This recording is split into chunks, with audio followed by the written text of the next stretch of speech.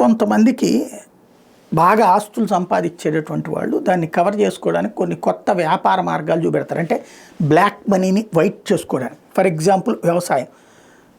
మనకి కేసీఆర్ గారికి కనుక అప్పుడు ఇంట్లో క్యాప్సికం ఏదో బండితే ఎకరాకి 50 లక్షల రూపాయలు చెప్పిన ఆదాయం వచ్చినట్టు. అదేందో మళ్ళీ ఆయన ఓడిపోయిన తర్వాత ఇంతవరకు పండట్లేదు అంత రేంజ్లో.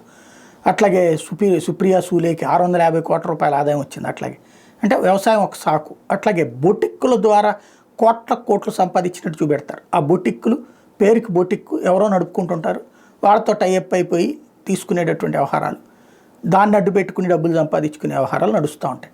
అట్లాగే ఇప్పుడు షేర్ మార్కెట్లో భర్తలు వ్యాపారాలు చేస్తూ తమ భర్తలు సంపాదించే సొమ్ముల్ని భార్యల పేరుతో ఈ పెట్టుబడులు పెడుతున్నారు షేర్ల మార్కెట్లో.